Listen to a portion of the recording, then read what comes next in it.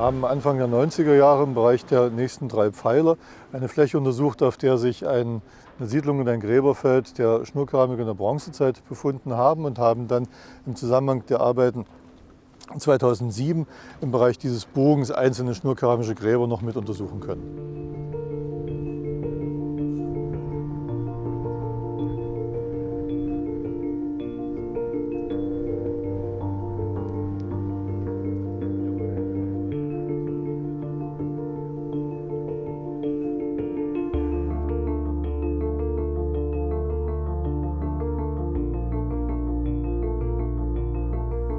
Wir haben festgestellt, dass die Siedlung vermutlich eine Größe etwa wie die mittelalterliche Innenstadt von Halle besessen hat. Die Siedlung hat sicherlich vor 3000 Jahren schon existiert und hat mehrere hundert Jahre lang Bestand gehabt. Sie war zu Unstrut hin durch 3 Gräben, die im Abstand zueinander angelegt waren, befestigt. Lange, große Gräben, die auch sehr viel Arbeitsleistung bedeutet haben. Und nach den Funden, die wir geborgen haben, ist davon auszugehen, dass in der Siedlung Handwerk auch betrieben wurde.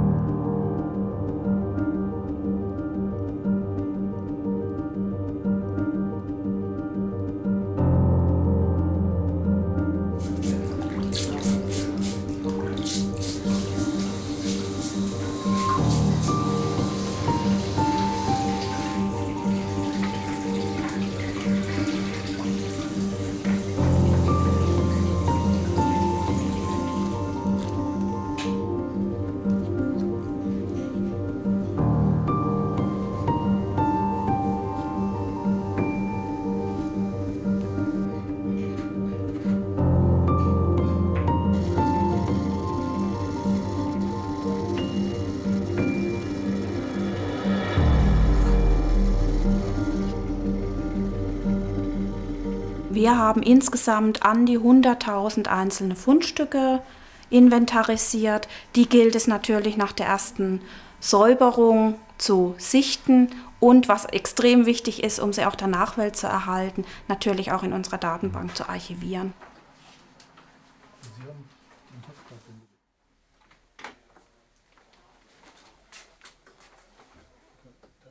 Wir haben seit 1994, seitdem wir mit der Eisenbahn gemeinsam zusammen diese Strecke planen, betreuen und auch ausgraben, etwa 140 Hektar Fläche untersucht und in 15.000 Befunden fast 400.000 Objekte geborgen.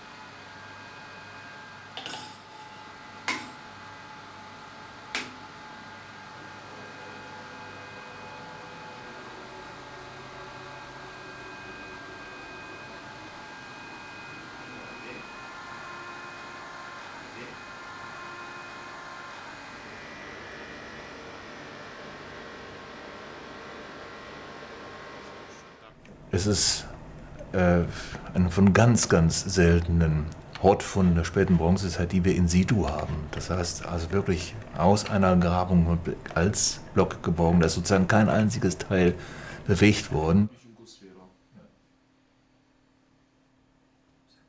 Also würde bei Ihren Kunden wahrscheinlich zu einer Reklamation führen. Glaube ich kaum. Das müsste das sein. Oh ja, hier unten sieht man es auch schön.